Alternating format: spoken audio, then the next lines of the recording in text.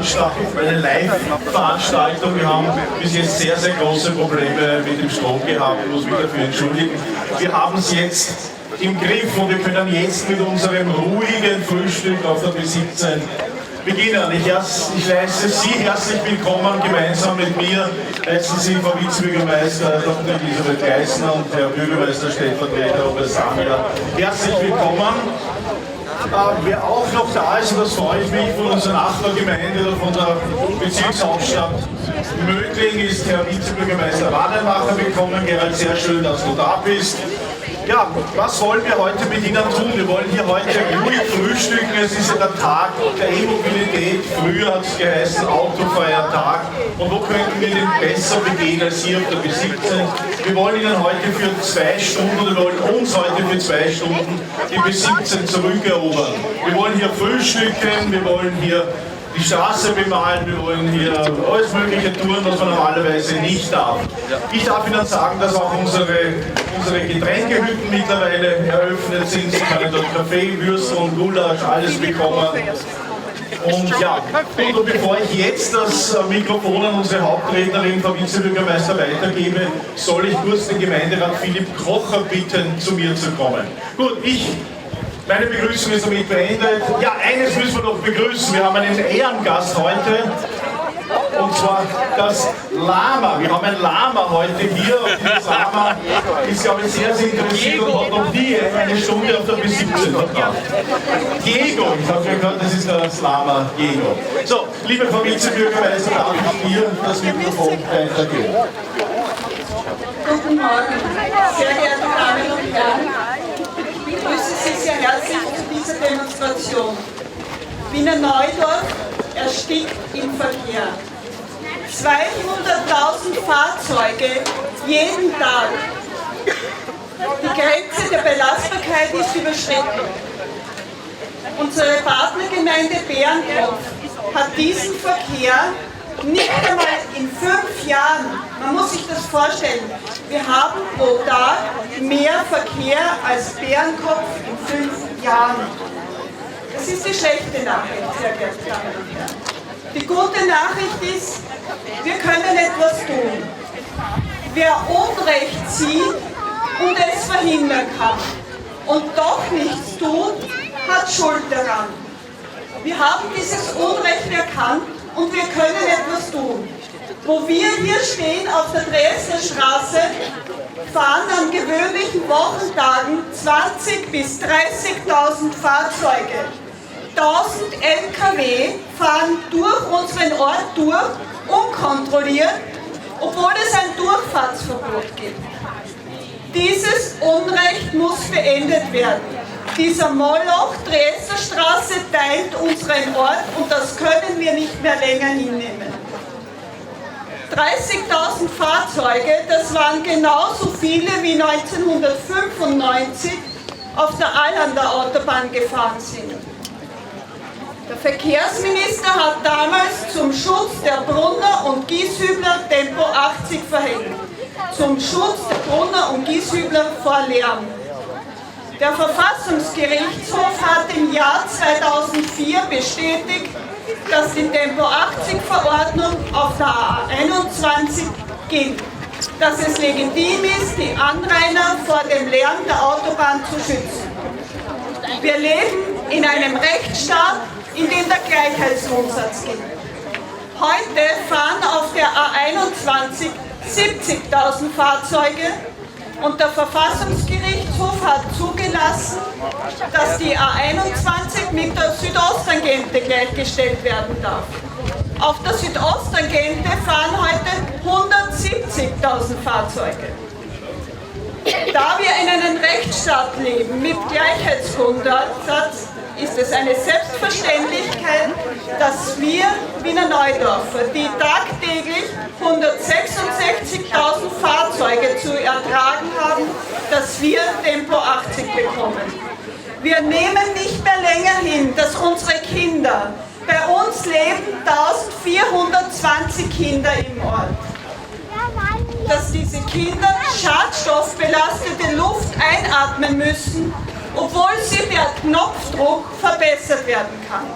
Tempo 80 gegenüber 130 bedeutet 1/3 weniger Feinstaub, bis zu 80% Schadstoffreduktion und die Hälfte des jetzigen Lärms. Ein Auto hat nämlich bei Tempo 80 den geringsten Schadstoffausstoß. Und wenn wir in einem Rechtsstaat leben, wo alle Bürger gleich sind, dann müssen wir dieses Tempo 80 auch in Wiener Neudorf bekommen. Und noch einmal zurück zur Dresdner Straße. Fritz Gurgisser hat einmal auf die Frage, warum wehren sich die Ostösterreicher nicht gegen den Verkehr, obwohl sie ein Vielfaches im Vergleich zu den Tirolern zu ertragen haben. Fritz Gurgisser sagte daraufhin, wahrscheinlich sind die Menschen im Osten leidensfähiger. Wir sind es nicht mehr, sehr geehrte Damen und Herren. Unsere Leidensfähigkeit hat ein Ende. Wir haben vor 5 Jahren um Tempo 80 angesucht. Wir haben einen Antrag gestellt nach einem einstimmigen Gemeinderatsbeschluss. Wir haben es immer noch nicht. Und ich zitiere den Verkehrsminister Alois Stöger, der in einem Interview gesagt hat, Lärm ist ein bedeutender Krankmacher. Bei Tempo 80 in Wiener Neudorf kann er seinen Beitrag leisten, dass es nicht so sehr krank macht. Hier auf der Dresdner Straße haben wir in Sichtweite die Shopping City Süd. Wir können die Shopping City nur mit dem Auto und mit der Partnerbahn erreichen. Zu Fuß gehen oder mit dem Fahrrad fahren ist lebensgefährlich. Das ist Unrecht.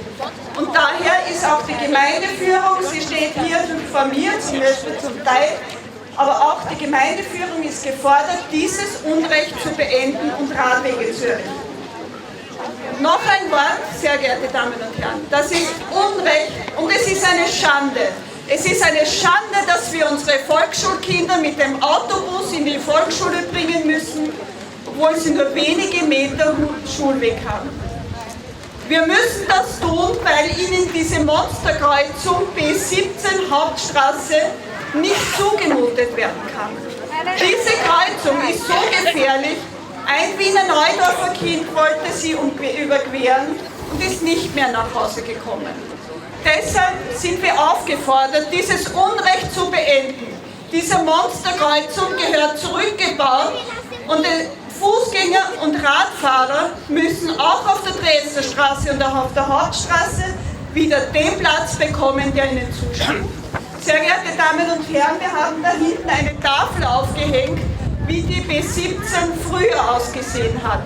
Da sieht man eine Allee aus Maulbeerbäumen. Und wir wollen wieder eine Allee und wir wollen einen Radweg auf der B17. Abschließend bedanke ich mich bei allen, die mitgeholfen haben, diese Demonstration zu organisieren. Und ich bedanke mich bei Ihnen, sehr geehrte Damen und Herren. Ich bedanke mich, dass Sie das Unrecht erkannt haben und mit Ihrer Teilnahme ein Zeichen setzen, dass wir es beenden müssen. Sie werden einmal eine Antwort haben, wenn Ihre Kinder oder Ihre Enkelkinder Sie fragen, was hast du getan, damit Wiener Neudorf nicht im Verkehr erstickt? Danke.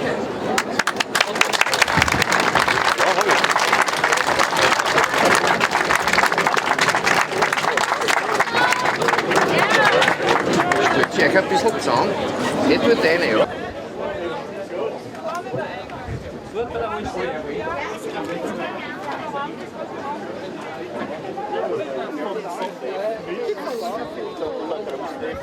Habt ihr so irgendwas Senf oder was an? Oder? Ja, welchen magst du? Scharfen. Einen süßen. Aber irgendwo wird er wieder hinlegen. Herr Bürgermeister, die Bundesstraße 17 war heute wieder geschlossen einmal. Das ist ja nicht zum ersten Mal. Ja. Und Sie haben zum Frühstück eingeladen und ich glaube, eine ganze Menge von Leuten sind gekommen. Aber nicht nur zum Frühstücken, sondern glaube ich auch, um sich zu informieren. Wie warst du zufrieden mit dem Besuch? Also ich war sehr zufrieden, also nicht nur mit dem Frühstück, aber mit dem Besuch. Ich habe sehr viele Gespräche geführt und habe das Gefühl, dass die Bevölkerung hinter unseren Ideen steht, was die B17 anbelangt, aber auch was die Autobahn anbelangt. Und das wollten wir. Wir wollten einen Response der Bevölkerung haben. Sind wir auf dem richtigen Weg? Sind wir da auch mit der Bevölkerung in einer Meinung? Und das bin ich sehr stark bestätigt worden. Ja, die Kinder haben also auf jeden Fall die Flächen gleich in Beschlag genommen. Ne? Die sind mit dem Rad, mit dem Sideboard gezeichnet, ist fest geworden, habe ich gesehen. Es war so richtig lustig. Ne? Ja, es war eine Festtagsstimmung, die Kinder haben die Straße bemalt. Also jetzt hat einmal die B17 endlich wieder mal uns gehört, uns Fußgängern gehört, uns Radfahrern gehört, den Kindern gehört. Also wir haben endlich mal mit der B17 das machen können, was wir sonst das ganze Jahr nicht tun können. Ja, es ist ja wirklich, nur wohnen ja auf der B17, Folge dessen wahrscheinlich kaum mehr Leute. Ne? Naja, wir haben schon noch einige Häuser entlang der B17, aber natürlich immer weniger. Ja, aber die B17 ist ja auch trotzdem, es teilt diesen Ort in zwei Hälften und wir müssen einfach wirklich schauen, dass wir diese 25.000, 30.000 Autos am Tag jetzt wirklich dann wegbekommen. Ja, und vor allem, glaube ich, kann man also Möglichkeiten durch die Einengungen nützen, indem man also wirklich ein Leben jetzt hineinbringt, indem man die neu gestaltet. Mir hat also sehr gut gefallen, die alten Ausblicke, die wir also da hier auch fotomäßig aufgestellt haben. Irgendwo in die Nähe sollte man dann kommen. Ne? In diese Nähe sollte man kommen. Natürlich wissen wir, dass heute mehr Verkehr ist als noch im 62er Jahr oder sonst wo. Aber wir werden alle unsere Anstrengungen machen, damit es wieder lebenswert hier ist. Und um das geht es uns einfach. Super, auf jeden Fall war das ein wunderbarer Beitrag zur Mobilitätswoche. Ne? Ich hoffe. Dankeschön. Okay. Danke.